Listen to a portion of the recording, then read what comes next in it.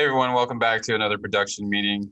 For all of you out there, just a reminder, we're on Apple, Google, Spotify, and Amazon for our audio. If you don't like looking at our faces, but I want you to look at us. Yeah, who doesn't want to see our faces? Oh yeah, you don't want to see this.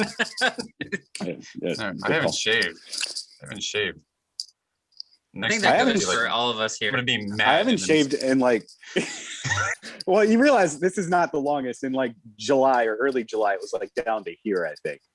And now it's right. This is it. It's getting there, but I have a feeling we'll probably be working in the next month or so. So it'll have to shave at some point, but we'll see. Yay! That's good news. Yay! Hopefully. Welcome back to my reality, guys. With masks. What'd you guys do this week? Watch anything cool? I watched some really cool stuff. I watched The Homework, which was super cool. Riveting. I also watched. I watched a few movies, but 3 of them were worth note. There's apparently a reboot because we needed a reboot of Wrong Turn, which came out. They got rid of the mutant cannibals, spoiler. So there's no eating of people. They just added in like a village, M. Night Shyamalan village element. Sorry if that's a spoiler. There is what is the point of that? That sucks. There is gratuitous gore in it, and the end of it's a little weird. Do I recommend it? If you want to watch a horror movie, it's not the worst thing. But I don't think it's better, and I don't know if that's a high bar to get over than the original. So yeah. I also watched a movie on Netflix. I don't know if you guys, this one I do kind of recommend. I Care a Lot. It's got Rosamund Pike in it, playing the character that she normally plays in her movies. You know, that very nice lady who cares for everybody and you just love to love. But anyway, no, she plays a woman who basically runs a business of putting old people in old folks' homes and just taking their money through their medical care. And it's weird because you start this movie and you actually hate her. Like there's no reason you'd like this person. And then they throw in another character who's literally almost as worse or worse of a person than she is. And you're like, wait a minute, who am I rooting for now? Am I rooting for this worst person or am I rooting for this person? And it's really, I thought it was entertaining. I thought it was pretty good. Jeannie actually liked it. She didn't think she would. So I do recommend that. And then the reason I was late today is I watched Shadow in the Clouds, and I was telling you guys about it before. It's written by Max Landis. And it's basically it's an hour and a half. It's like actually an hour and 20 minutes. And the first 2/3 of it are Chloe Moretz and the gunner's turret of this bomber just talking to the crew, and they're trying to figure out why she's on the plane or whatnot, what's going on. And there's apparently a gremlin outside the plane. So there's no John Lithgow in here. So it's not like that. But then the last third of it, the first 2/3 was boring, but then the last third, some crazy stuff happens. She crawls onto the outside of the plane. She saves a baby that's dangling from the plane. They crash land the plane. Spoiler. She bare knuckle boxes a gremlin, and then she breastfeeds. So I can't give this film any higher praise than that. Check it out. Also, Chloe Moretz speaks with a British accent, which, you know, amazing. I'm sure. Yeah, but that's what I watched. So you guys continue. I'm sure that was enough for everybody. Yeah. I want to know what Ryan did this week because mine's boring. Not too much. I've been trying to go through a couple sci-fi classics and go through some best movies ever and some stuff. So nothing of too much note. This isn't that new, but I did watch the late 2019 film 21 Bridges, which I missed when it came out. Finally got it, and my family video closeout sale. It's like the most try-hard 90s movie that 2019 had to offer. Not very good, not terrible. Chadwick Boseman's great, but you know, if you guys haven't seen it, it's probably not worth going back and catching, unless you just really, really, really want a cop-driven action movie. Doesn't sound as exciting. You sold me on this, Ryan. Where can I get this? Where's the family video that I can go and pick this up at? They're all done tomorrow, which if you guys are listening to this was like a couple days ago. Well, shucks. Yeah. I guess I'll just have to pirate it off the internet. You can. I think we got it with a digital copy, so you can watch it on our iTunes. What happened to the other 20 bridges? It doesn't even, the title doesn't even play into it. Like, they close all the bridges leading off Manhattan, so that's one little line of dialogue, and that's the extent of the title right there. It sounds like Greenland. It's on Showtime. Anybody got Showtime? All right, guys, I'm going to turn this on if I'm distracted. It's because I'm watching 21 Bridges. We don't hear anything from Matt in the last 10 minutes of the podcast, and he's like, all right, guys, I'm going to review. What are we talking about? 21 Bridges. Bridges. You know what?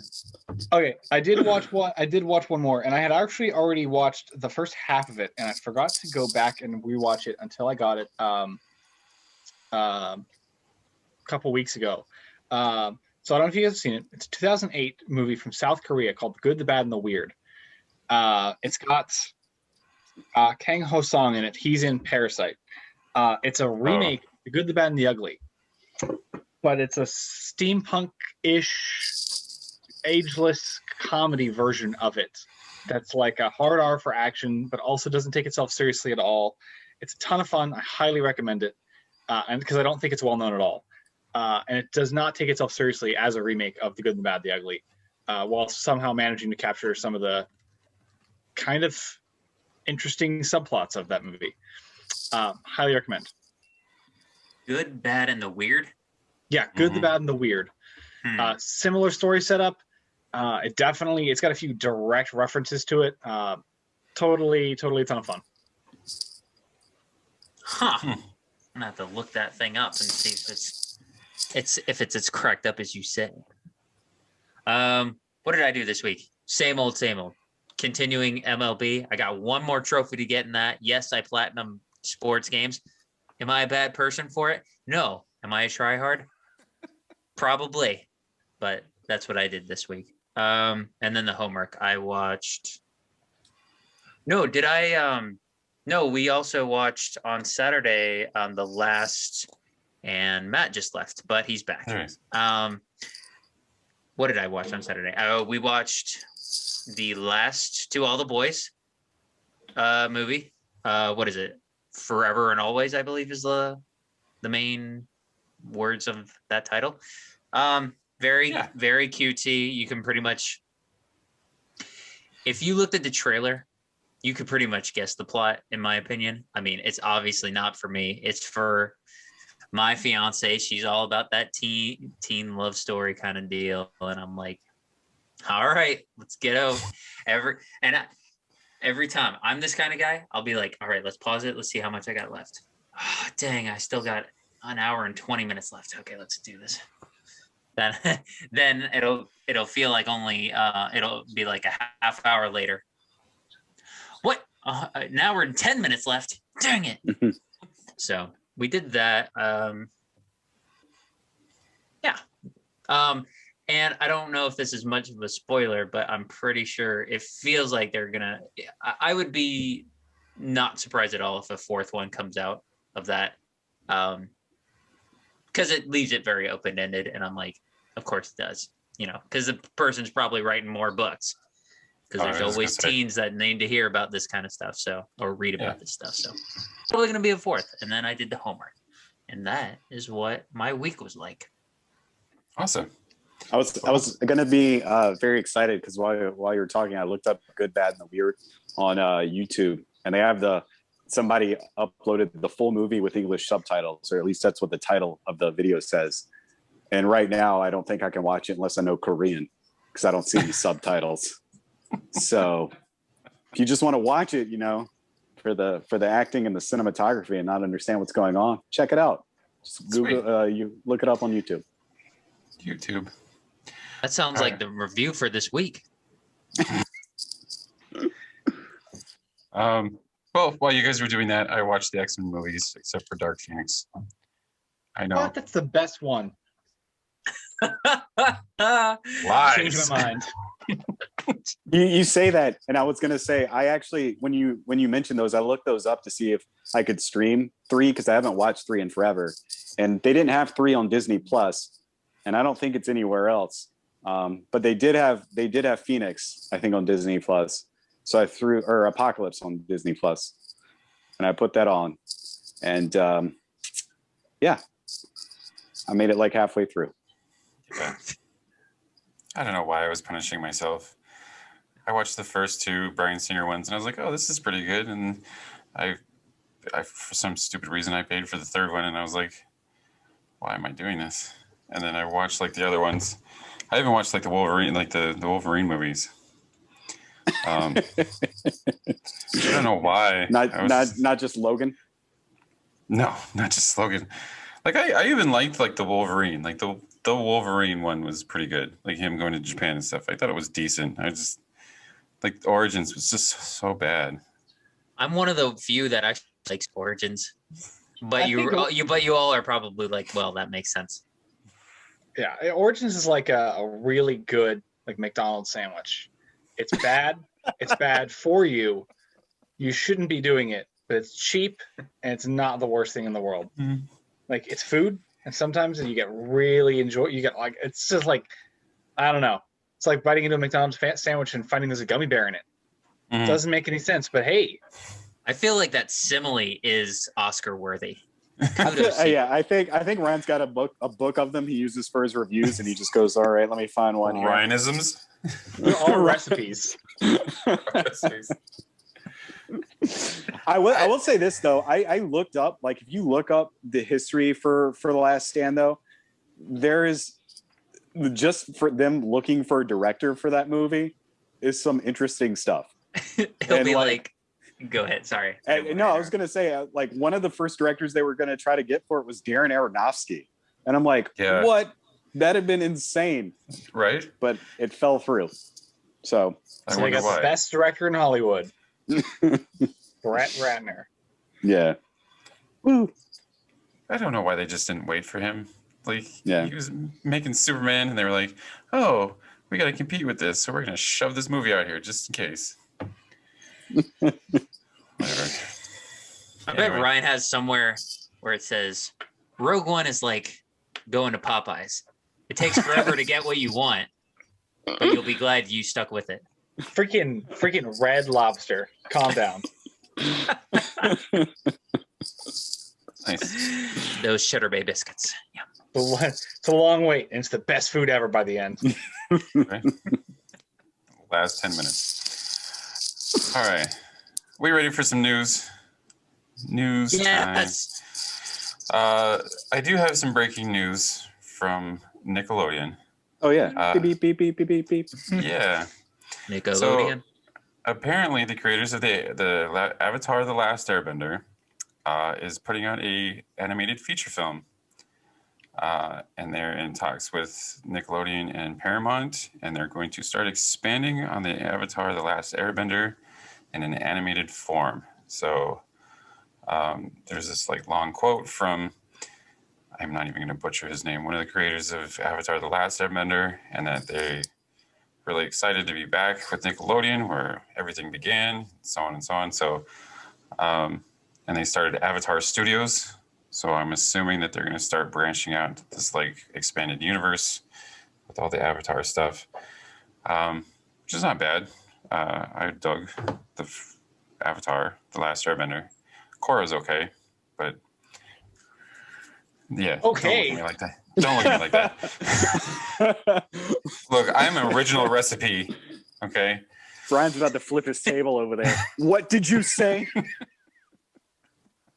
No, this is good. I feel like somebody called Nickelodeon and was like, hey, guys, do you want to make some money?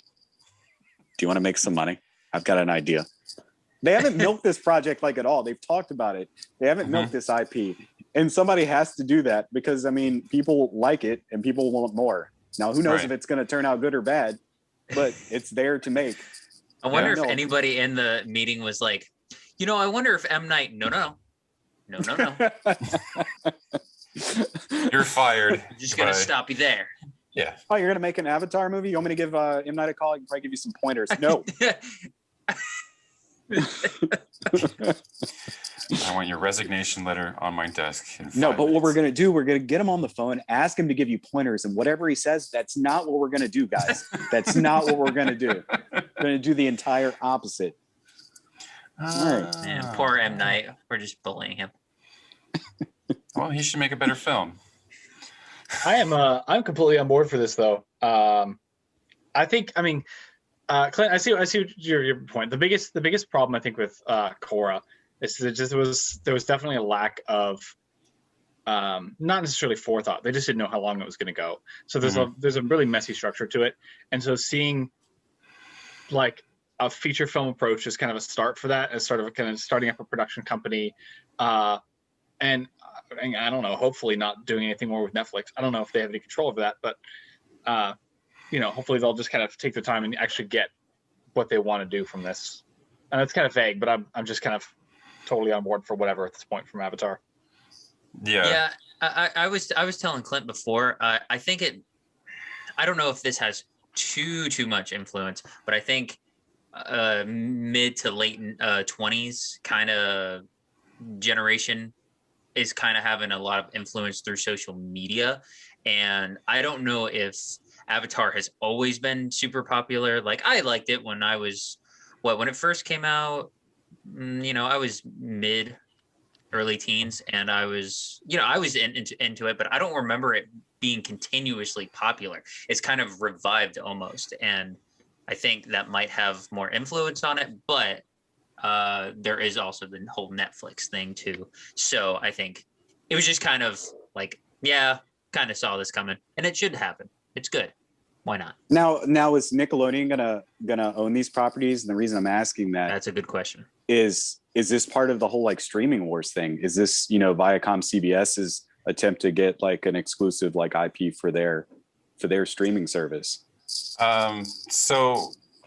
According to Entertainment Weekly, it says the studio's output will debut on platforms including Paramount Plus, Viacom's on-demand service, Nickelodeon's own stuff, own digital platforms, and third-party platforms, and in theaters. So okay. I'm going to assume that this is going to be exclusive for a while to Paramount Plus, and then eventually make its rounds. Apparently. Okay. But yeah.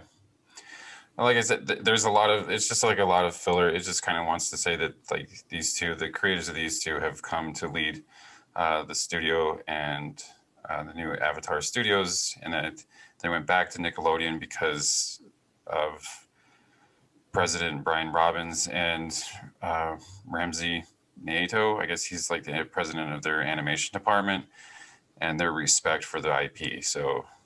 Which makes sense because like they went on to say that like Netflix just kind of like took creative control away from them with their live action series, and that they wanted to go back to someone that was going to respect what they were doing, and which is true because I mean they made a buttload of money for Nickelodeon just on this. So yeah, I would also like to state that for all you interested, Paramount Plus starts on March 4th. So that's where you'll be able to get all your CBS and hold on. Do I have all the channels? Nope. All the Viacom stuff on Paramount Plus. With all these individual Plus streaming services, I always think of that meme with Obi-Wan talking to Anakin or screaming to him going, "You were supposed to be the chosen one. You were supposed to destroy this, not join it." Because you have all these different things, and it's basically cable.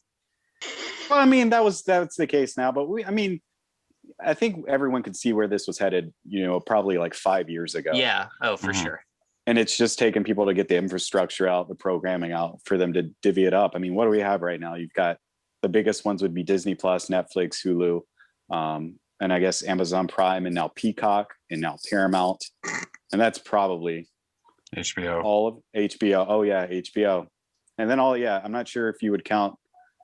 Then there's HBO Funimation. HBO has Cinemax on it, and there's you've got the smaller ones like that, but you can also get that Funimation stuff or at least the Crunchyroll, a lot of that Crunchyroll stuff on HBO too. So it's all going to get swallowed up by those corporations. I know things like if you watch professional wrestling, like the WWE app they're doing their on demand stuff to Peacock now. starting like in 2 weeks. So all those small ones, like I'm sure Funimation will probably end up on Paramount Plus. It'll go somewhere else. Mm-hmm.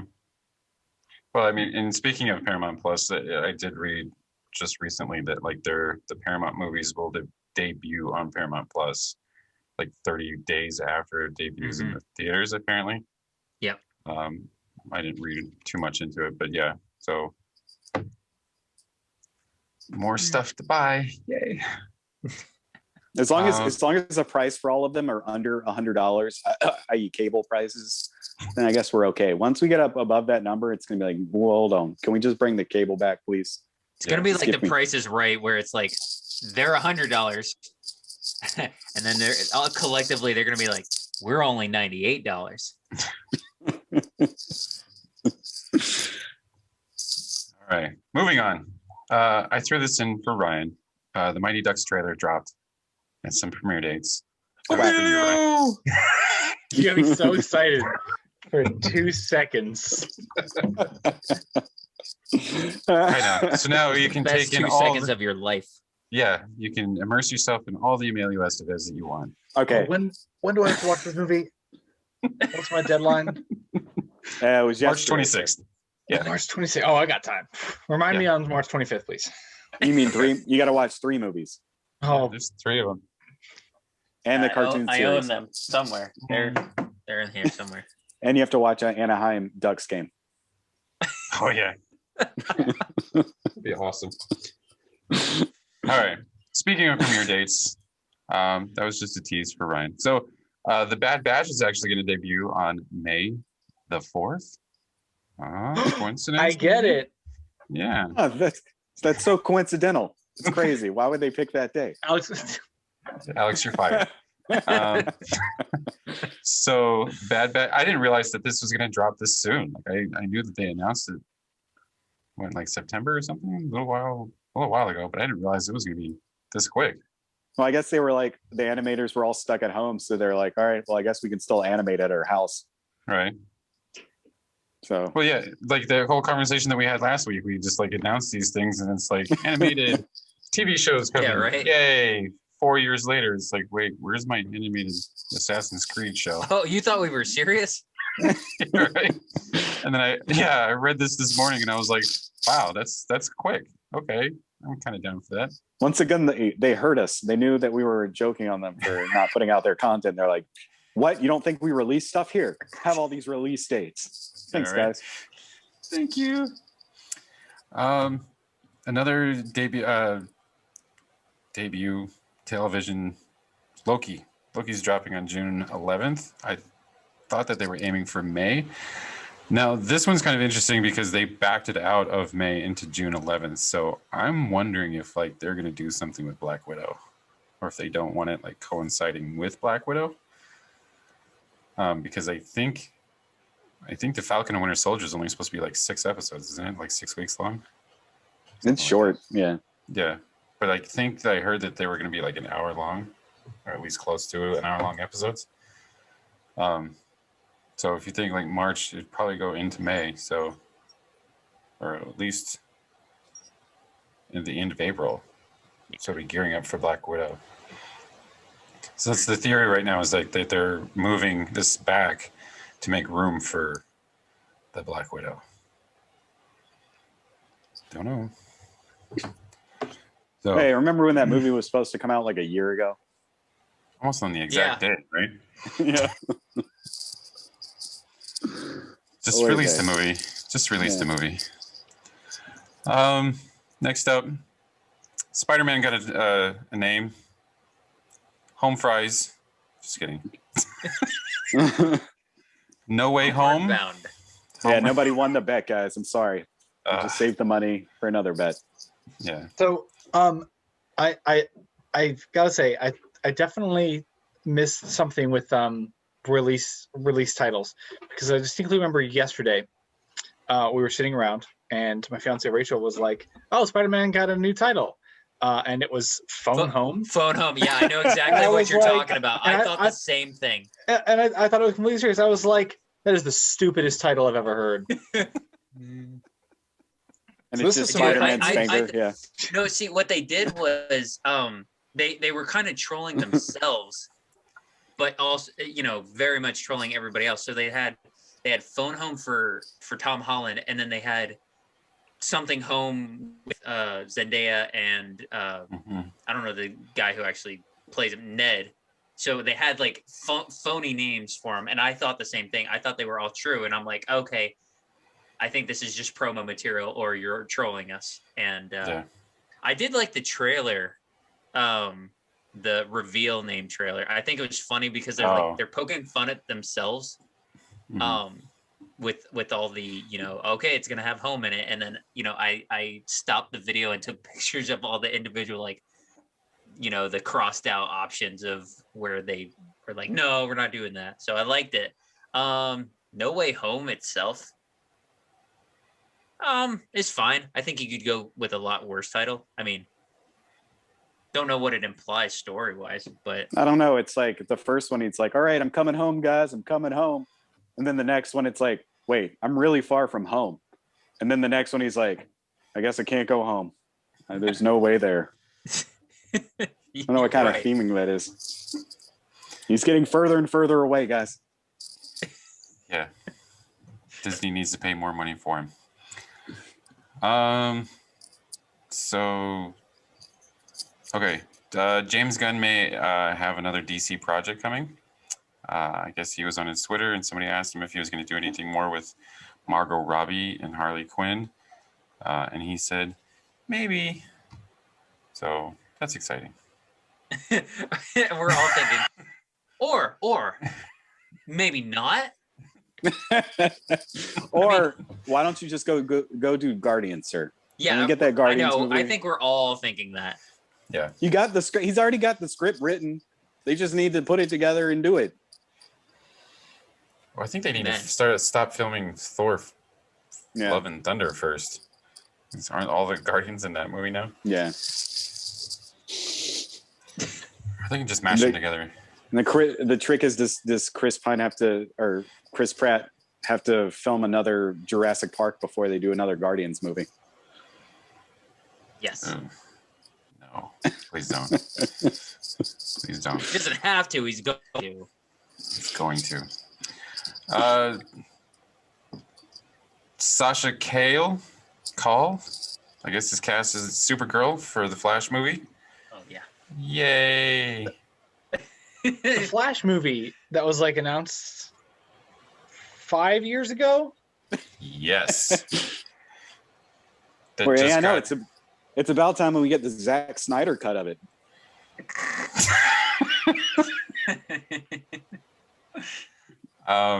Yes, and they just got their new director, their fourth director, something like that. Anyway, Miss Calle or Call, butchering people's names, is the new Supergirl. So there you go. Last but not least, all the rights to the Marvel's MCU shows on Netflix are back with Marvel. So now Marvel can do whatever they want with them. Kevin Feige had an interview, I guess, today at the TV convention or whatever he was doing. And they said, hey, what are you going to do with it? And he said, I don't know yet. Because they have all this stuff to do first. Yeah, so a little backed up with X-Men. Yeah. I don't know. This may be Feige being coy about it. I'm sure that he's probably like 3 steps ahead of like everybody else. But I'm sure that they're going to find ways to put these characters in there somewhere. That's all we'd like to believe is that he's 3 steps ahead. They're probably just doing this off the cuff, and he's like, "Oh God, now I have to come up with something for this now." They keep asking me about these characters I don't know anything about, and I have no questions. I'm just like, "Yeah, it's come. We've just got to finish this other stuff first. Don't worry, everything will be okay." I don't know what I'm doing. Just kidding. I'm sure he's like 10 steps ahead. He's got like a whole thing planned out. Yeah.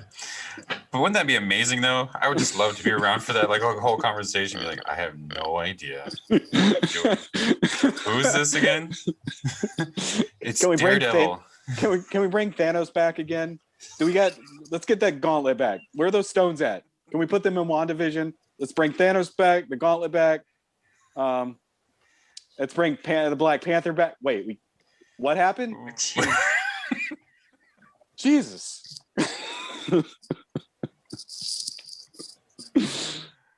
Anyway. Yeah, I would love that scenario to happen. Just who's this Daredevil? Do we even own this yet? Oh, we do. Okay. He's telling them not to purchase things just so he doesn't have to come up with stuff for it. Yeah. Oh, we can purchase. Don't. No. Stop buying stuff. We don't need this property. No, he's like the parent in the supermarket. They're the kid.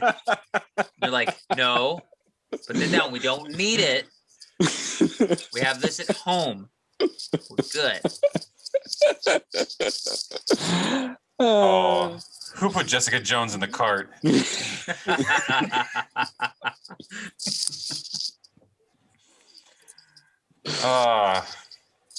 that's all the news. You guys have anything? Oh, I did want to state, and Ryan's going to hate this. There is there's a really awesome article about the Justice League Zack Snyder cut on Variety.com. If you pull that up. The part that you're going to hate is it confirms the fact that the film is going to be in a 4:3 aspect ratio. Are you serious? Yeah. Why? I'm mad about that. He says because he has aspirations that they'll be able to show it on an IMAX screen.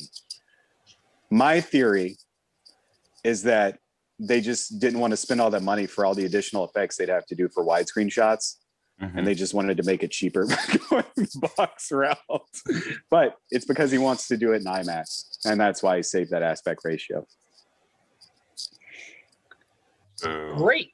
So everyone, prepare to enjoy, I can't do it, your movie like this when you watch it on HBO Max. Matt, you just saved me 4 hours. Oh no, sir! This is on our list for March. Well, they'll do the YouTube thing where the picture will be like this, but they'll just be like fuzzy like picture on the left or right, just so it takes up the whole screen. Oh, Just gonna have the emblems on either side of it. Yeah. I am absolutely just gonna get 2 black pieces of cardboard and just sit them beside me while we're doing this whole video that week. I just thought that was really interesting, but seriously, it's a really interesting article that goes through like all his finances and whatnot, and that he's not getting paid for this apparently. But it was just really cool. But I saw the 4:3 thing and I was like, oh, Ryan's gonna love this. We probably shouldn't have told him until like the 17th and be like, oh yeah, by the way. I just wanted him to fester in it right now, just to be upset. That's okay. I get to brace myself for all the upcoming disappointment that's going to happen between end of March and whenever the Oscars are. All right. Any more news? Nada. All right. So you guys know what time it is then? Since we all watched this, right, Ryan? I watched it a week ago, so I'm a little hazy, but I will try. Yeah, I watched it on Monday. So I watched maybe 90%. I have a very specific reason. I don't feel like discussing this reason on video. Nothing terrifying or anything like that. There's something in particular in that series that in that episode that I could not bring myself to actually watch. So I listened to the last bit. But I know everything happens. I'm caught up. So okay. Yeah, Ryan, get all particular over here. I mean, yeah, when we're off air, you're gonna have to expand on that because now my mind is like exploding. Don't worry. Okay. All right. Well, we're probably going to be like, that was our favorite part. I love this. And he's going to be over there like, really? That's what you guys liked? I feel like it's the commercial. No. Well, whatever. No. All right. Well, it's television time. So this week, WandaVision episode 7. We figure out who the bad guy is. And if you don't know, have a Facebook, I would stop watching now. So it is the 2000s, 2010s. It's a Modern Family type of episode. and she is taking a staycation quarantine, apparently, for all the bad stuff that she did the night before. And things are going a little haywire. Monica pushes herself back into the hex, and we see the effects of what happens after that. And yeah, I thought it was a good episode. Filler episode. I liked the last half of it. I didn't really like the beginning of it. I did enjoy the scenes with Kat Dennings and Paul Bettany. I thought those were kind of, I wouldn't say cute, but it's the only word I could think of. Just they were nice. I don't know. But yeah, I like the episode. I'd give it like 7.5. I mean, it wasn't like a total mind blower. I kind of figured what was going to happen. But we'll talk spoilers afterwards in theory. I concur with your statement. The end almost pushed it to an 8 for me. The first half of it was kind of with last week. I really didn't feel like I was getting a lot, but then towards the end, they were like, here, have this. And I was like, all right, I'm enjoying this now. Thank you for clearing some things up. So I enjoyed that. I thought it was good.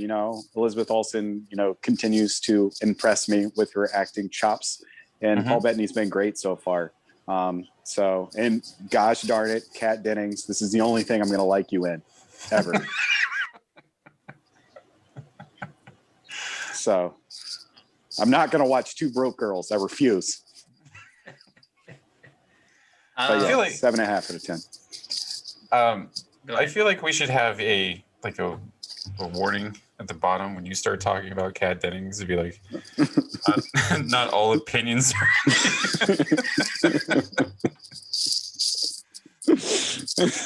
Yeah, I think I think we're all gonna be pretty level across the board here. 7 for me. I totally, except for like the very last part of the episode, I kind of forgot what happened until you described the whole Vision and Kat Dennings thing. I was like, oh yeah, that did happen, and it was cute. I guess apparently not cute enough to remember for me, but it was fine. Clint, I pretty much nailed it on the head. It's cute. It's fine. It's mostly filler, and we'll save this for, I guess, spoilers, like major spoilers, until everybody shares their opinion. But I kind of saw, like, I think I semi-predicted what was happening. I don't think it was hard to predict this, and it really wasn't that like fulfilling to learn that. But I think there's more to. I mean, with 2 episodes left, there's more to be known. But so, just I think the way they did reveal what it was, I just kind of like, it was lackluster. It kind of lacked a punch. So, but I mean, despite that, I think it was fine. And then there was an extra little bit that we did get to see, and I'm like, okay, then that opens more theories, and it's like, oh, now this can segue into even more things. So that part I did like. So 7, and with that, I went back and started averaging my scores for this for these episodes, and I think it's just a little bit above a 7. It's like 7.14 or something for these. A lot of 6, 6, 7, 7. Only like one episode got me to like a 9. I think it was the 5th episode, but yeah. So 7, not bad. I mean, getting you across the finish line, more or less. Right. Yep, I would agree with pretty much all that. Really enjoyed the banter that Bettany and Kat Dennings had. I loved Vision kind of rediscovering a little bit of his history. Was really funny. Honestly, I mean, most of it was just kind of. It did feel a little bit filler. I thought the 2010 style worked pretty well for it. I kind of thought it wouldn't. I don't think it worked as well in the last episode, in the Halloween special. 2 episodes ago, whenever the Halloween special was. Yeah. I don't think it worked quite as well there. So this I thought worked pretty smoothly, considering that the plot doesn't really hinge on the style being a part of it. Right. And yeah, I mean, when you get close to the finale, I had a lot of questions, and then I had to lose visual interest at one point. But pretty good stuff. Cool. You want to talk spoilers? Spoilers, Yeah. spoilers, spoilers. So I think okay. Getting Well, now into hold on. spoilers. Hold Okay, on. go for it. The big thing though is, Matt, the stork is back. Just kidding. It was fine. You know, it didn't take up 5 minutes of my time. Right. Only a minute. So it's Forgot okay. that was even happening. Go ahead, Alex. The whole thing with that Agnes is I don't know if that's even the big reveal. I mean, there's even, to be honest, I don't even think that that mid credit or end credit scene, whatever, was I would not have even watched it had Clint not said anything, because I've just kind of skipped through all of them, or I've just not paid attention. So that's probably the big chunk of information. Like I said, Agnes being who she is and being a baddie was kind of like we all kind of sense that, I think. So, you know, it's not you know, I think in hindsight you can say that. In the back of our heads we all kind of thought that, but we're holding our breath for like 6 episodes waiting for that. It's finally to have that shoe drop to let you go, okay, good. She was actually that. And then the whole, like, the way they announced it, and, you know, having the Agatha All Along, you know, theme play, which is now available on iTunes or Spotify, if anyone cares to listen to it. I thought that was very clever. I'm wondering if there's going to be more. Who knows? I'm sure there's going to be. I'm assuming that's what the next episode's going to be about.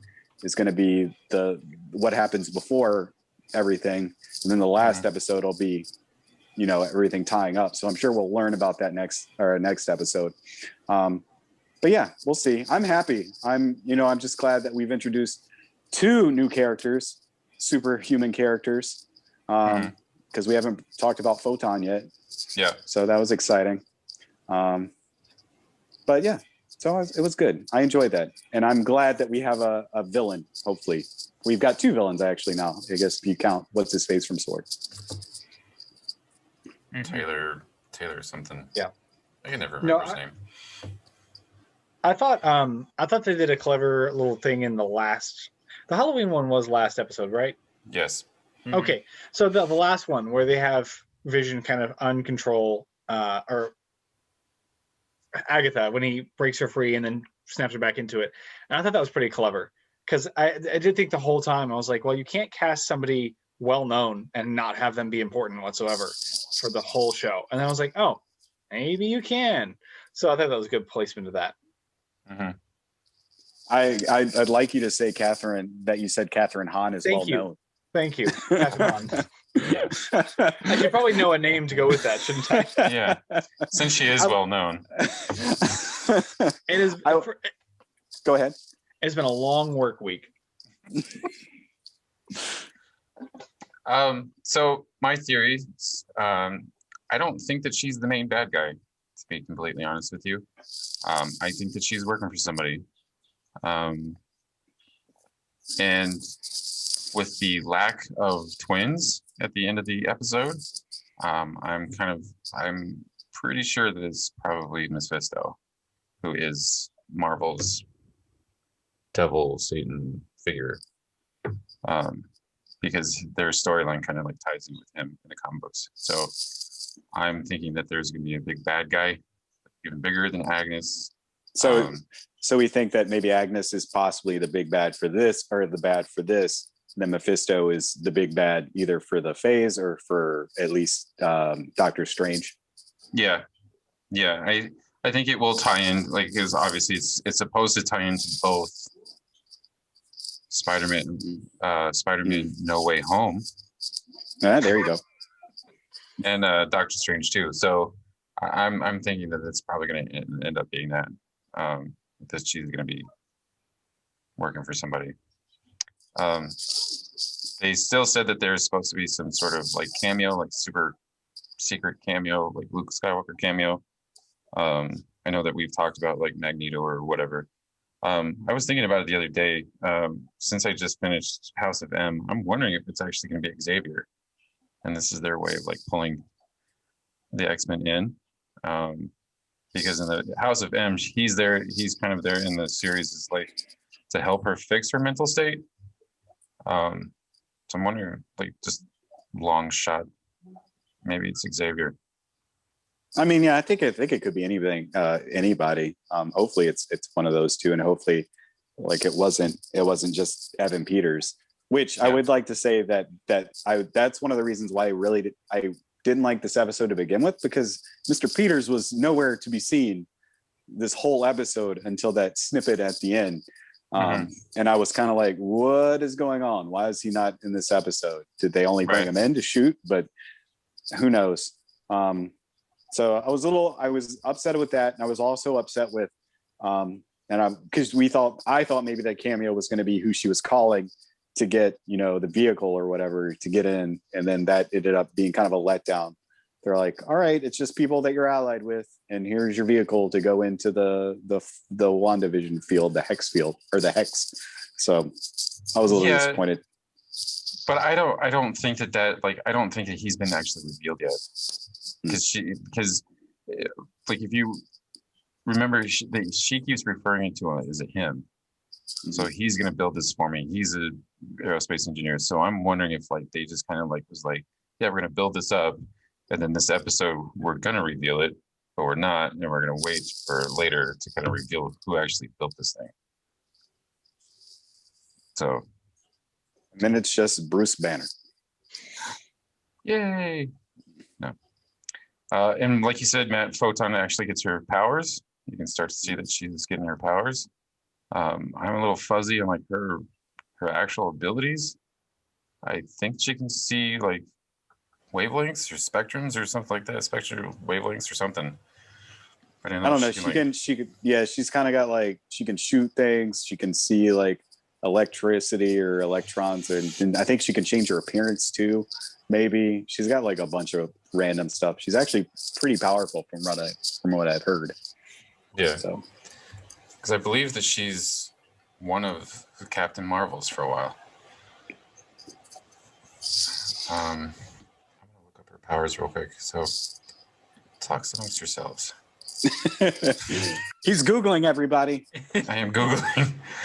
Okay, that was quick. So, energy absorption, generation, and manipulation. Says that she can travel at the speed of light.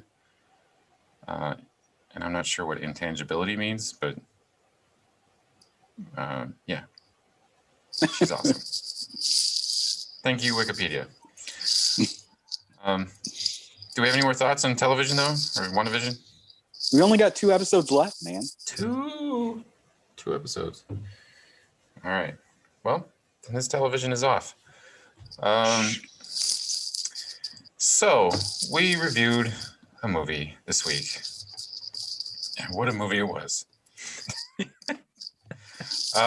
This week air quotes, everyone.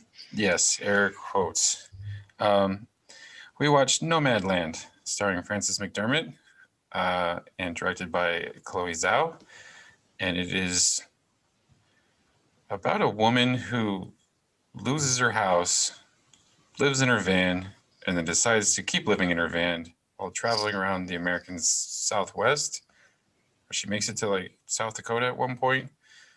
But it's just kind of like a year in her life and how she just kind of like takes to the road in this nomad type of lifestyle in her 7-gallon bucket. So, as I was telling Alex before we started filming, I know that my score and my thoughts on this movie are going to be very contradictory. I gave this an 8, mainly because of direction and score and cinematography and things like that. It was good. It was a very minimalistic movie. This is not something that you want to just kind of like put on at like the moment that you try and go to bed, unless you need a sleeping aid. Because there's not a lot that goes on in this movie. It just kind of like watches it. But I hated this movie on the same fact that this is the type of crap that Oscar just eats up. This is like, we had this conversation last week where it's just like there are probably Best Picture winners out there that shouldn't be Best Pictures winners. The movies are very well put together, like this one, but I just have this funny feeling that this is going to be the Best Picture winner, just because it's very minimalistic. It's very kind of realistic. I don't think that she should get nominated for anything for this. Like, I told Alex, like, I could have probably been in this van too, and just been like, because there's just like normal conversations, and she's not really like acting, and like there's no real like emotion range or anything, except when he breaks her dishes, and then she gets mad, and then it's just like, okay, and that was about it. So yeah, I give it an 8, but I'm gonna hate that this movie wins like all these awards, and that's my frustration. Yeah, I'll bounce off of that because I think we like Clint said, we were talking about it beforehand, and see, the interesting thing about this movie is well, like all things we do here on production meetings, I usually wait till the day before or even the day of, so then I have a fresh recount of everything in my mind. And I started this at like midnight last night, and which is not the best idea to do. Well, you know, if you're trying to pay attention to this movie and get all the plot points, not that there are that many, it's not a great idea to do it at midnight for an hour and 46 minute movie. So, but with that being said, I don't know what it is about this movie that I was able to, except for the last 10 minutes because it was nearing like 2 a.m., I was able to stick with it and like for some reason pay attention and be engaged the entire way. I think it has something to do with what Clint was saying. The cinematography was shot well. The scenery was shot well. All of that was, it flowed well. And Clint said that this probably shouldn't have any Oscar nominees for performances because, like he said, there were just people talking. You know, there wasn't a whole lot of range, and I agree. And that's not really a fault. It's just kind of like it's the subject matter and the material that's there. It's like there's not a lot to go with. But with that in mind, I think they also kept the conversations not too chit chatty. And like I was saying before, you could be talking to your neighbor about something for 10 minutes, 15 minutes, and really all you ever talked about was the yard that you're in front of or sprinkler system, you know, not very riveting stuff. This has that, but it didn't like totally stew on it forever and bore you. I mean, it's kind of a boring movie. Let's be honest here. But I think in that regard, it didn't really. They didn't hang on too long to one conversation, and I think it was good. It gave you a little taste of the situation and the relationship that she had with whoever, but then it kind of moved on, and I think that was good. My favorite part of this movie, or my favorite thing about this movie, was the score. I think it fit well with the tone that was supposed to be established. I mean, her plight in life is not great. They give you a description of, you know, sheetrock. The demand for sheetrock went down in 2000 and whenever, and then they basically had to shut down this entire actual, like, I think it was Empire, Nevada, and they had to say, everybody, you got to go somewhere else. We're this zip code's not even a thing anymore. So her plight in life is not very good, but the tone established through the score, I think, is uplifting because that's what she's going headstrong. She's living every day. I mean, not the best, but she's doing it. And it was nice. It kept you calm too in a scene that might be more frustrating just looking at it without any outside forces to influence you. So, but it's not a great movie. I mean, there's nothing that happens. I mean, you could get this entire movie from the synopsis. Literally. Like, you could read the synopsis and get everything out of the hour and 40 minutes that I watched. So, but again, I don't know what was about this movie that I just stepped engaged. Maybe somebody else will say something and I'll be like, yeah, that was it. But it's fine. There's way worse things that we watched. I think it's a 6. I don't think it deserves, maybe the score is maybe Oscar worthy, not really, but it's fine. I don't think the performances are particularly Oscar worthy. I mean, they're again, everything about this is fine, but it's just not great. So I don't regret watching it. I would be hesitant to be like, yeah, you should watch that. Like, because I'm like, it's boring as heck. So 6 out of 10, Nomadland. Do you want to go, Ryan, or you want me to go? You can go if you want. Okay. That way you can figure out what Alex likes about it. Yeah. Okay. I went in this movie not really reading any synopsises, just knowing the title, knowing that it was, up for awards or whatever. I ended up being engaged and pleasantly surprised the entire time for what it is. The cinematography is great. I thought the acting was great. I know you guys are saying it's very minimalistic, which I think it's supposed to be. The film comes across, even though it's a fictional film, as so authentic that I just thought it was that endearing to me. Everyone in this film, basically everyone is likable. I mean, they're all likable people. I don't think a single person in this world can look at Frances and be like, I hate her. She's a horrible person. I think she is super likable. You mean like leaving a dog behind? Oh yeah, that was. But at the same time, she couldn't take care of this. Yeah. So, I mean, people go through this. I connected with this film. I haven't been through this type of struggle, but I have known people that have gone through this type of struggle. I have been, next to this type of struggle and almost experienced it. I found all these performances authentic, even to the point, and I don't know if you guys noticed this, but everybody used their real names in the movie. They were all their real names of the characters. Some of them actors, some of them, I guess, were these real, nomad people. I think what you guys don't enjoy about it, or at least it's the fact that it is simple. The movie itself is about her struggle, but it's not like a huge, it's like an existential, like mental struggle. And she does have those physical aspects, but there's nothing that she doesn't really achieve. Like there's nothing that hinders her hugely in this film. Like she gets a flat tire and then she, gets it fixed. She miraculously ends up at her sister's house, which I was like, really? We're just going to do that? She walks there. Okay. And gets the money to get it fixed, or that was her car. And then, all sorts of things. But I think that the story here is just her living her life and trying to find herself and trying to get through this world, because she was, she thought she had everything figured out, and then everything came crashing down, and then she was left with nothing and trying to figure out who she is and how she wanted to live her life to make herself happy. And that's what the movie was about. And she wasn't the only one. There was other people around that were doing the exact same thing. And like I said, I just thought the film felt authentic.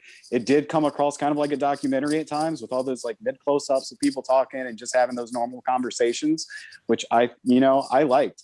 I'm sorry to tell you guys about the score. They kind of cheated a little bit. These were already written songs. They weren't written for the movie. They were picked for the movie. So the composer already has an album with this, and they just kind of put the songs on there, which is why you won't see it nominated for any Academy Awards. Or any awards whatsoever, which I kind of thought. It's not bad. The music was great. It's kind of like, James Gunn picking his songs for his movies. It works really well. There's a really nice film. They reminded me a lot of like Sigur Rós, especially with like the landscape scenes and those shots of like the mountains and the deserts. It just was really awesome. I'm going to give this I've debated, because the story itself was good. I kind of didn't like the fact that things, I don't want to say came easy for her, but there wasn't as much struggle as I thought those people can go through in the film. And I kind of took average of that. Like, I was like, really, this is it? So I kind of wanted to give it a low score, but I didn't think that was fair, because I watched the movie and I really liked it. So I'm going to give you like Clint, give this an 8. I think if there was more plot to it, it might deserve a 9. And I think that's why we're coming across this as Oscar bait, because there really wasn't a huge plot to it. There's not like a huge story that's going on. It's just about this woman, trying to find herself in this mundane life and trying to survive. So I get that. I understand that. Is this a movie that you're going to want to watch, in 5 or 10 years and be like, wow, that was great? I don't know. Is this a movie you want to sit down and watch once and be like, wow, that's interesting. That's good. So it just depends on how you feel in that awards train. Do you think the award for Best Picture should go to a film that's, so introspective like this, or something that has like really amazing over the top performances and like a really interesting plot, something like, Chicago 7, like they're two completely different types of films. Yeah. And I can see where you would draw the line when you do that. It doesn't make any film any worse. They're just completely different. So I give it an 8, and I would recommend it to I don't think I would recommend it to anybody young. I think this film, you have to have some years on you. And I think you have to I think you would respond to it or relate to it more if you've gone through some struggles in your life. And I think if you haven't, then it would be harder to be engaged to, but I really enjoyed it.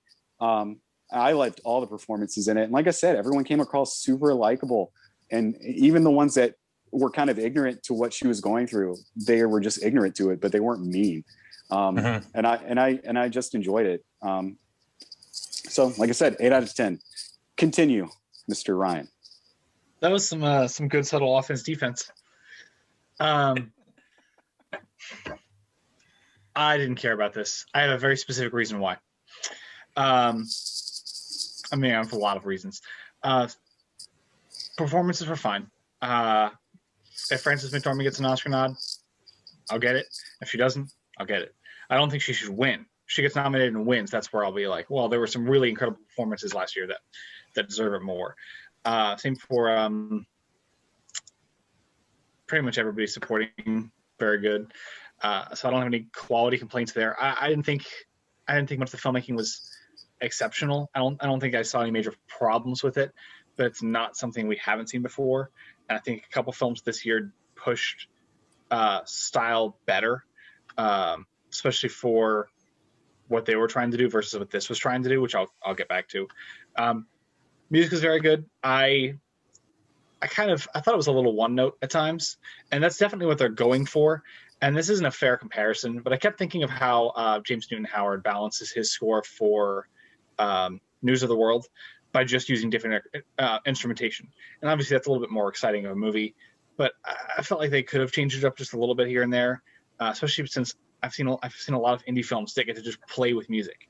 And we were just talking last week about Judas and the Black Messiah, and it's inconsistent, but objectively unique, playful instrumentations throughout. I'm trying to remember if there's anything else I wanted to hit on before I get to the big problem I have with this movie. Pacing was actually not too bad. That was another thing I was kind of surprised. Yeah.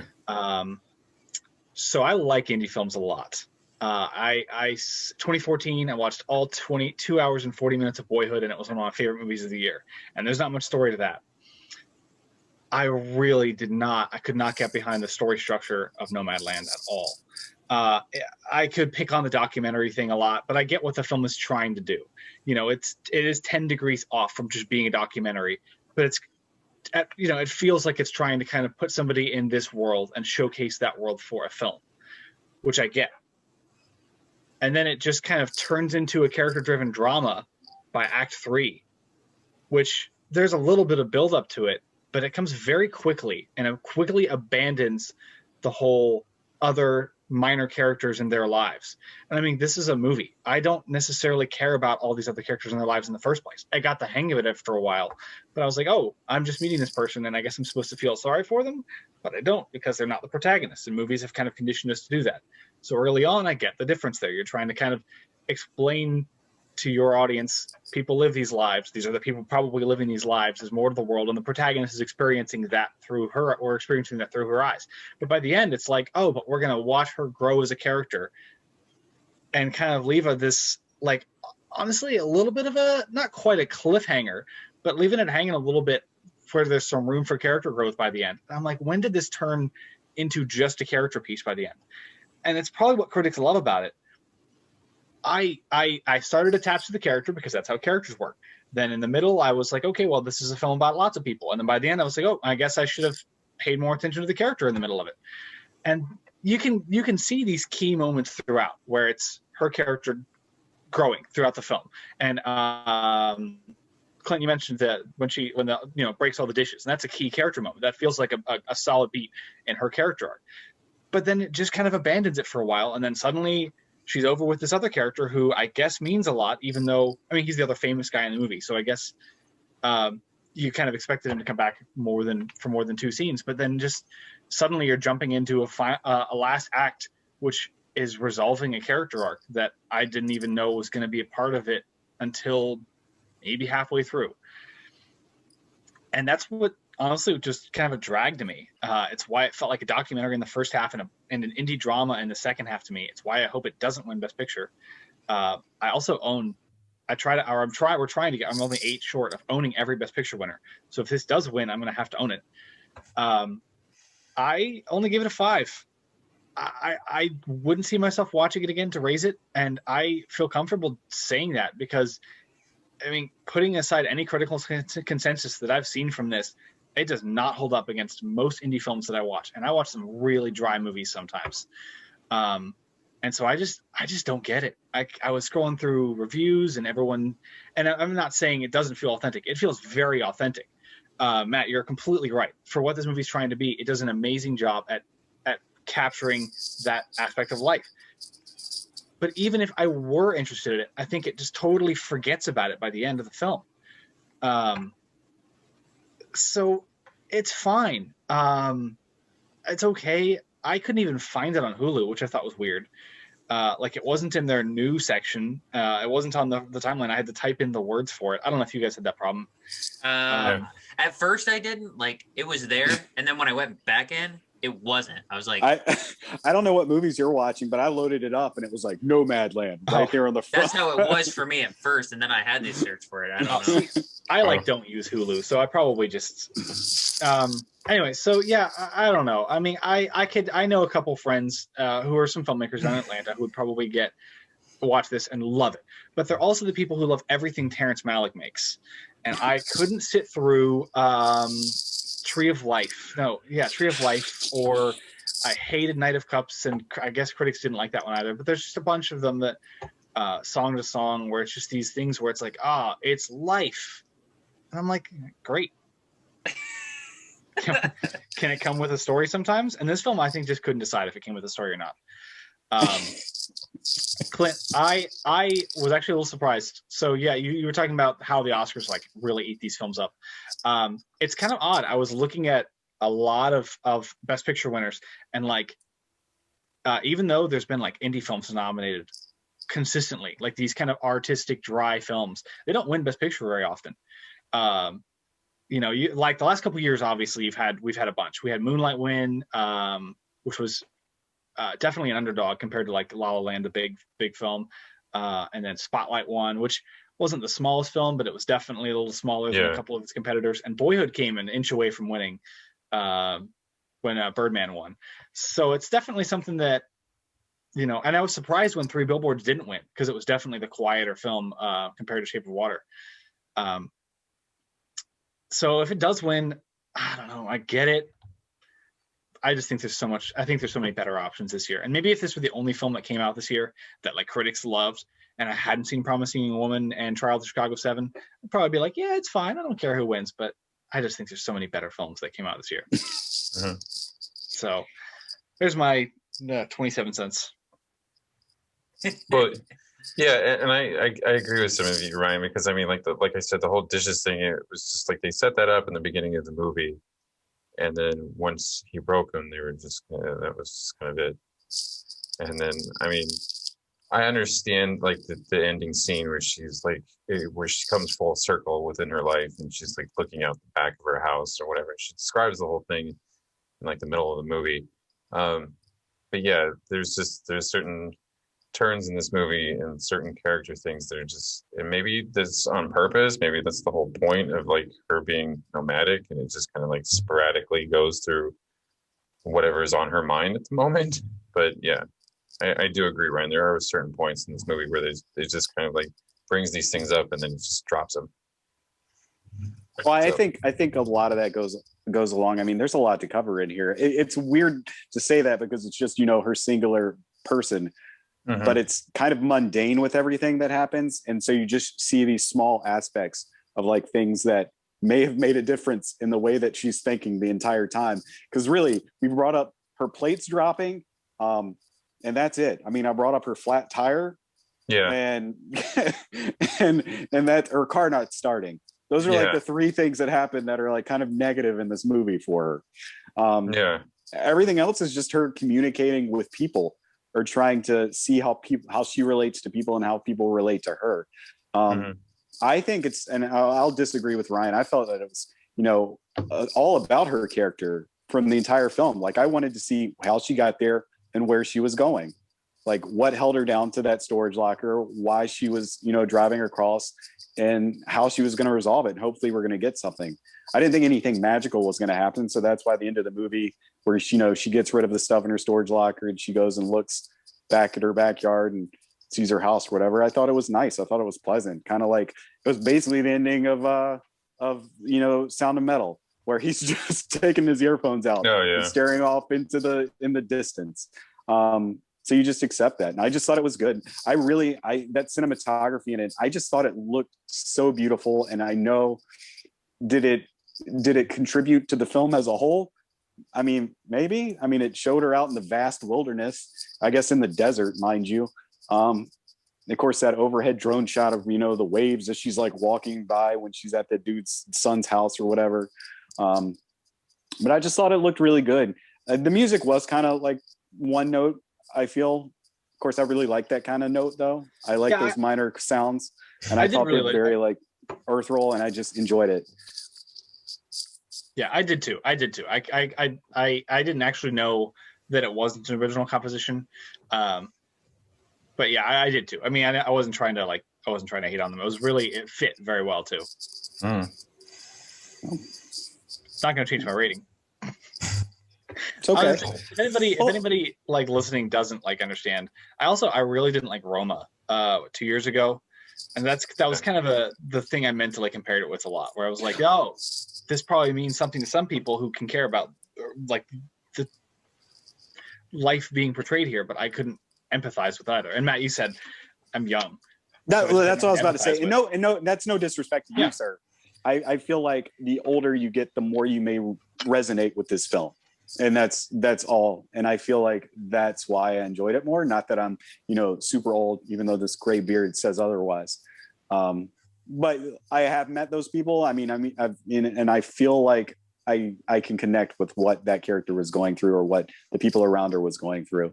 And I thought, like I've said the word 17 times. I just thought the film itself was authentic enough, even though it was a fictitious film, that it was that good. So, and the jury's out for me whether I think this is Best Picture. Like I said, do you go with like something, so minimalistic with this, which is just, that singular character just finding her way in the world? Or do you go something that has like a big plot and over the top character acting and whatnot and editing? Who knows, man? I probably would pick Chicago. I think the test would be, like I said, what film are you going to watch in 5 or 10 years again? Like, what are you going to put on? Are you going to put Nomadland on? Are you going to put Chicago 7? Or are you going to put Pretty Young Woman on? What are you going to put on? And that should be your Best Picture. Brokeback Mountain. I agree with that too. Well, and the thing I've noticed about a lot of the films that have won Best Picture rightfully, or that haven't, and like you said, Brokeback Mountain, is that like a lot of these films are kind of time capsules of what's really relevant right now. And I get, Nomadland doesn't feel as pertinent as like Chicago 7, which is, set in like the late 60s, but it's still something that we're dealing with. What you're saying is if this Nomadland came out like 9 years ago, people would be like, oh, okay, this is super good. Should have won. Yeah, exactly. Yeah.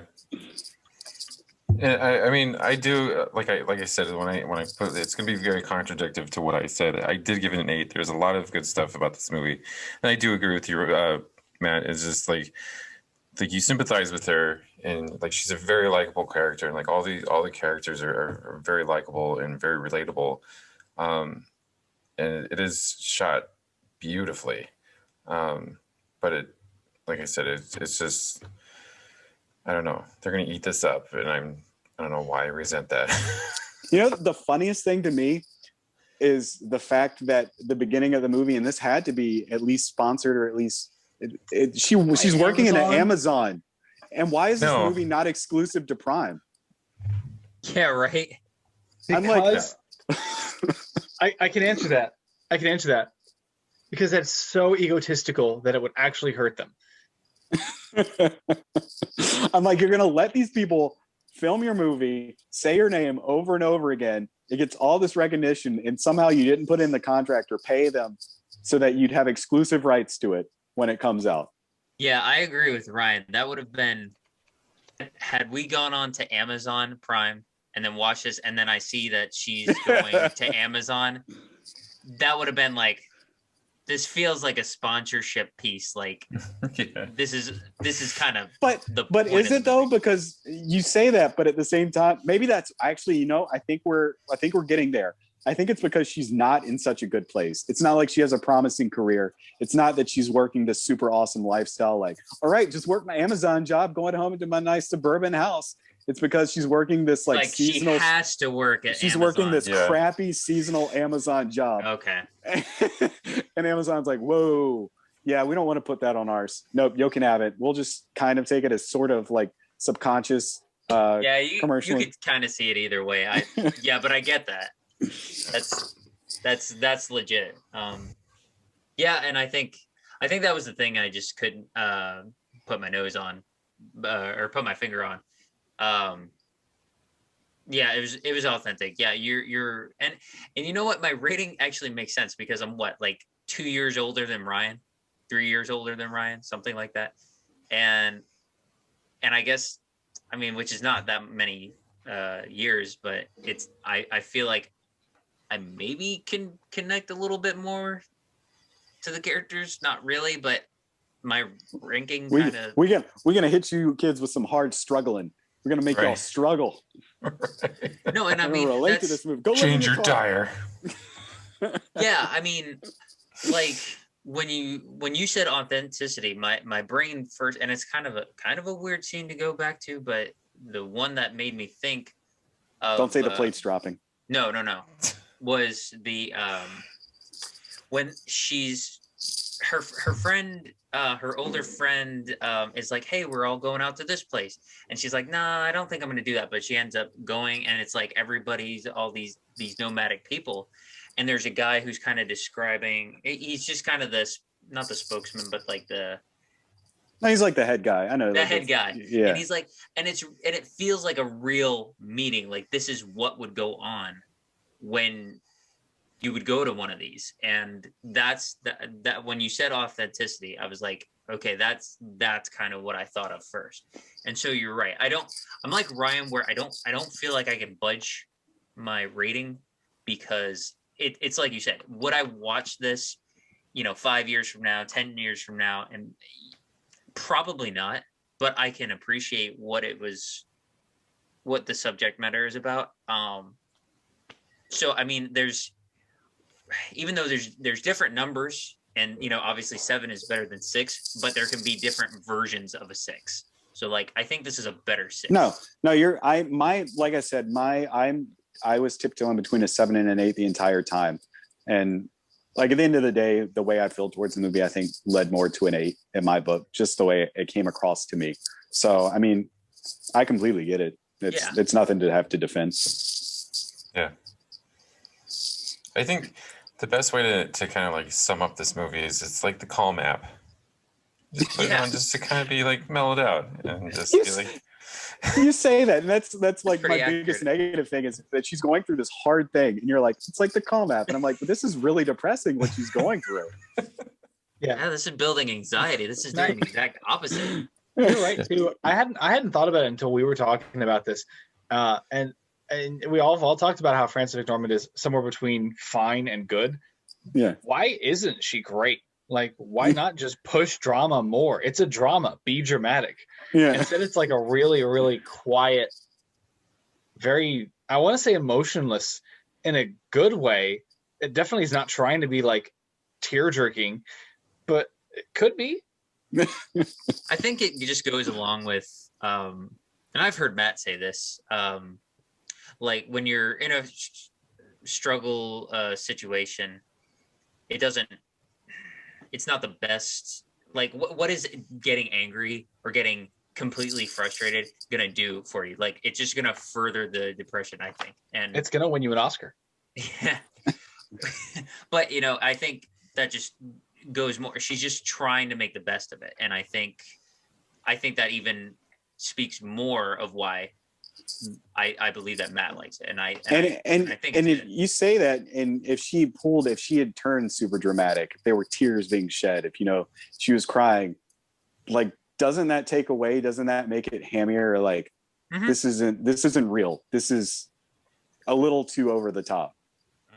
Or is it more over the top the fact that she's not doing anything and skinny dipping in a river or walking aimlessly through some stones and getting lost? Like, which is more true? Yeah. All right. Yeah. Either way. Do we have any more thoughts on Nomadland? You're not going to hate it, but you're not going to love it. Yeah. Or you will love it and you will hate it. I'm not sure. Just watch it. Yeah, I think from this discussion, I think I would recommend, like, you should probably watch this once in your life, just to say you did it. You don't have to love it. Just do it and then form an opinion. But never, you don't ever have to watch it again. Just do it once in your life. And if you watch it and you hate Frances McDormand, then I'm going to judge you and we can't be friends. That's, you know what, Alex, I think that's it. I think that's what bothers me about it. Last year, Parasite won Best Picture, and everybody had to watch a foreign film, and I was so happy. This year, everyone's going to have to watch Nomadland. Everyone's going to hate cinema. What do you think? What do you think they'd rather watch this or a movie with subtitles? Oh, I mean, Have they come out with a dubbed version of that yet? I enjoyed Parasite too. That's a really, really good film. Incredible. Yeah, really good. Yeah, I mean, fun fact, that was our first review on this page or on this channel. So yay. Sure was.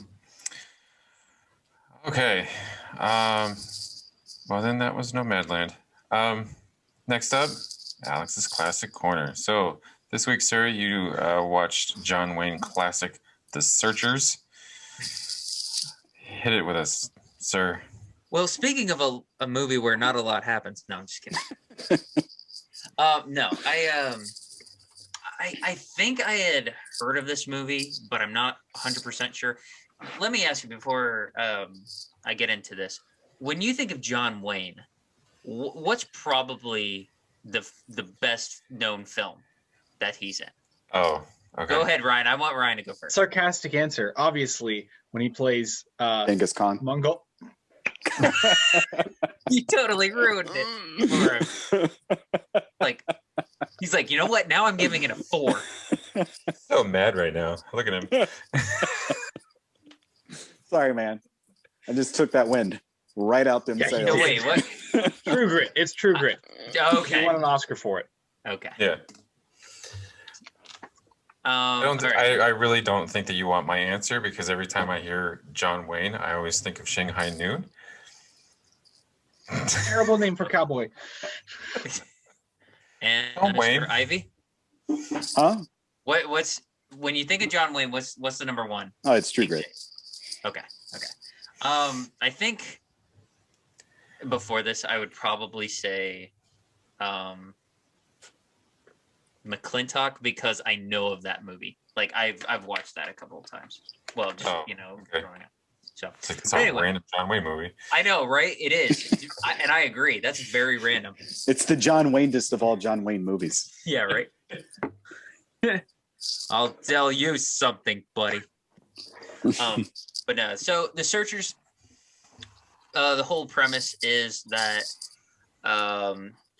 these Indians come by to this one establishment, this one ranch house area, and Unfortunately, they kill the family and they take a couple girls hostage, and that's pretty much where the name of the movie gets its title, is The Searchers. They're searching for these girls the whole entire movie, trying to get them back over the course of, my goodness, like 5-6 years. I'm like, it makes sense because we saw like 3 winters in there, and I'm like, oh, I didn't know it snows this much in Texas.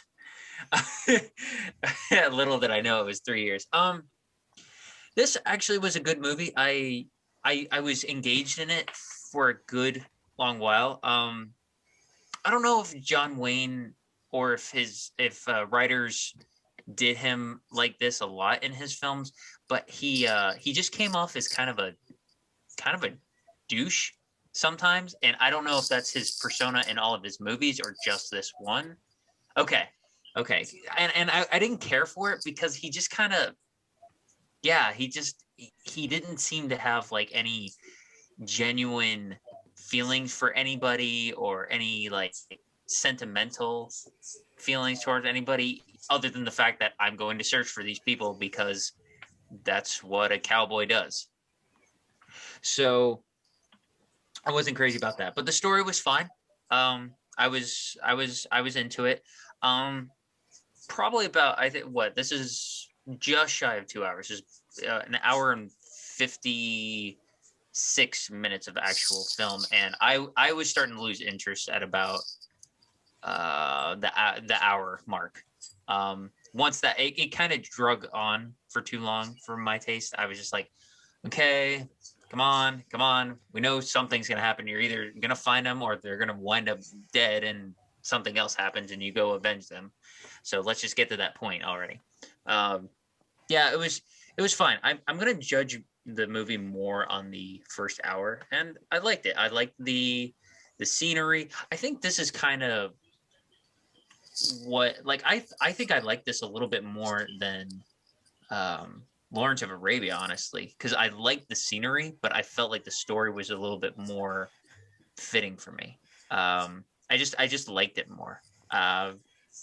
It was more straightforward, in my opinion, and yeah, it was a good flick. It was a coin toss between a 6 and a 7. I think I'm gonna give it a 7 because I did like that first basically half of the movie so much that I think 7 is definitely what it deserves. And it was really, but not in a bad way. It was very cowboy-y movie. Like, this is the most Western of Western films. Like, it's got cowboys, it's got Indians, it's got drinking, it's got searching for damsels in distress. You know, it's pretty Western as Western can get, but not in a bad way. Yeah, it's a solid flick. 7 out of 10. Yeah, The Searchers. So, film theory. There's actually like a conspiracy theory going around that if you actually pay attention to the movie, he's searching for his niece, and there's a lot of theories that that's actually his daughter. Yeah, see, that's one thing that I wasn't totally sure about. Like, he says that he's not somebody's uncle. I think he's not, what is the guy's name? Martin. He's not actually his uncle because I don't think he's actually related to that. Martin is not actually related to anybody. And so it never, he says, John Wayne says it's his niece who he's looking for, but never like, I guess that's more of a ploy to be like, hey, this is a person, this is her relation to me, like, tell me where she is. But it always feels like that's not the case. And maybe it was, but maybe it was his daughter. But, and see, that was the thing I didn't also like about the movie is the characters acted kind of sporadically. Like, it wasn't consistent all the way through. Like, my least favorite character, I know he was supposed to be the comic relief, but there was that guy Mose who was just kind of a silly side character, and I'm like, this guy's kind of just acting dumb for the sake of acting dumb. Like, it was to have, you know, something to be engaging, and Yeah, and I'm like, I'm not into it. It's fine. I appreciate it, but I'm good. I would watch this again. But I would probably fast forward through some low parts in that second half. Yeah, it's a decent flick. Obviously, not a bad movie to watch. So 7 out of 10 for me. Cool. And that was Alex's Classic Corner. So coming up next week, guys, we have the United States versus Billie Holiday, which is also on Hulu. Go ahead, Ryan. I know you guys are also excited to watch Tom and Jerry on HBO Max this weekend. That's what I'm going to be watching, guys. I've already watched one Chloe Moretz movie. I'm going to watch a second one. Nice. We got. I totally forgot that was coming out. Yeah. Did you just say you have tickets? Tickets for Sunday. Sunday. Tom and Jerry. Man, if he enjoys his Tom and Jerry, who are we to judge? Yeah, I'm not contribute to excited that at all. box office. I'm man. being ironic. Oh. This is that McDonald's trip. You're right. For Alex, however, it is a toss-up because we have decided that Alex has watched way too many Disney movies, and there's not enough obscure Disney movies to pick out of a hat. So we're going to take this to a vote for a Studio Ghibli film, My Neighbor Totoro or Spirited Away. Is the goal just best classics ever? No, just classic movies. Classic. I was kind of going for it. Like I was looking up Studio Ghibli's like what's their best rated of all time. I mean, Spirited Away is, well, I guess it's what, 20 years old? It won, and it won best Makes me animated feel feature. old. So I think But it's their only best animated feature win. I feel like Totoro because I also looked. I think that's what Studio Ghibli started in '85 and Totoro was 88. Like 86 or 87. Yeah, it's like their third film.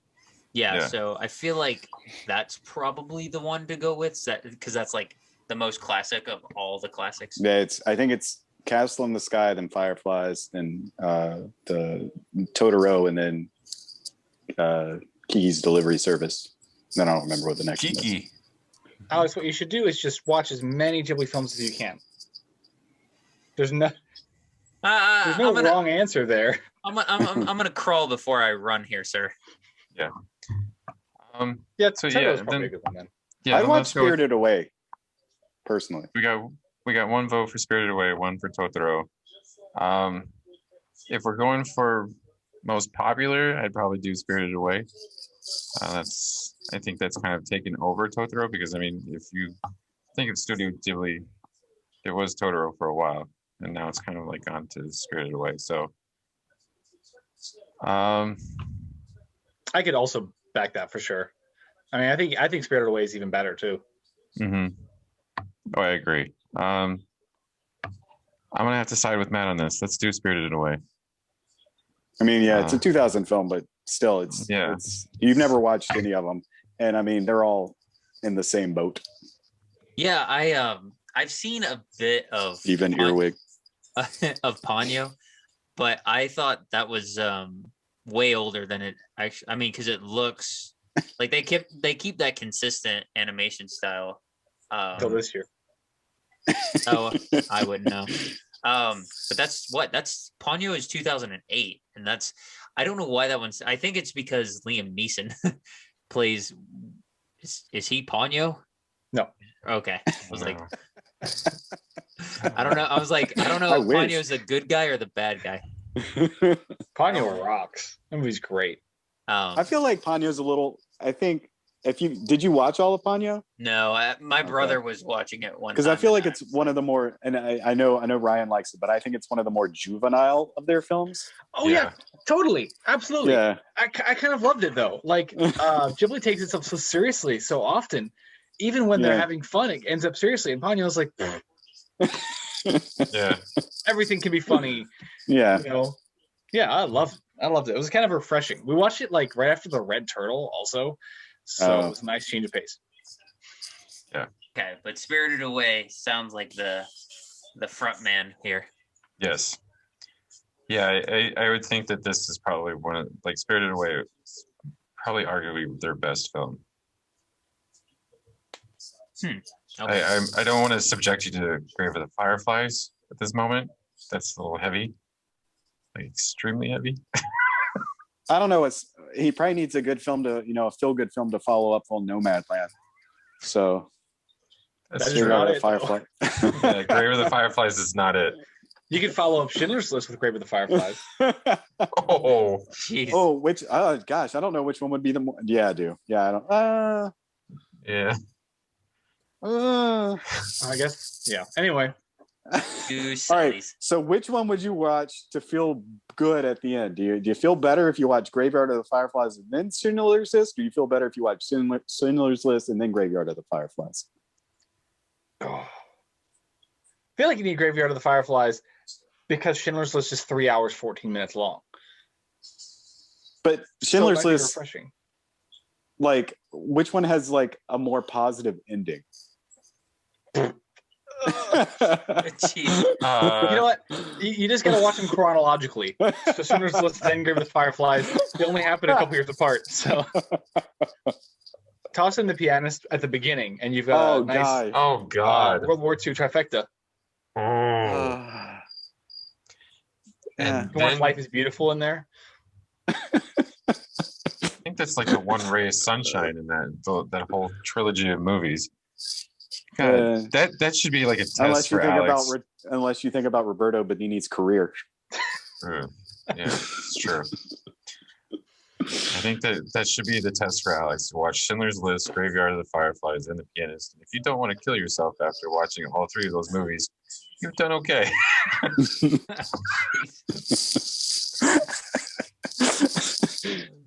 We'll I just think throw you'd be a bad boy human in the if you striped pajamas. All right. Well, after you that. guys, if I do that, you guys have to pay for my therapy.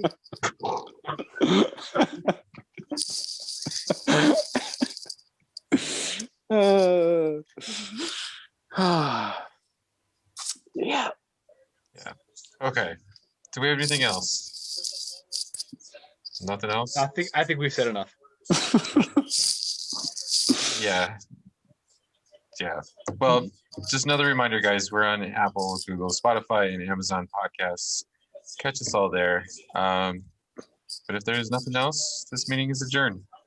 We will Later. see you guys next week.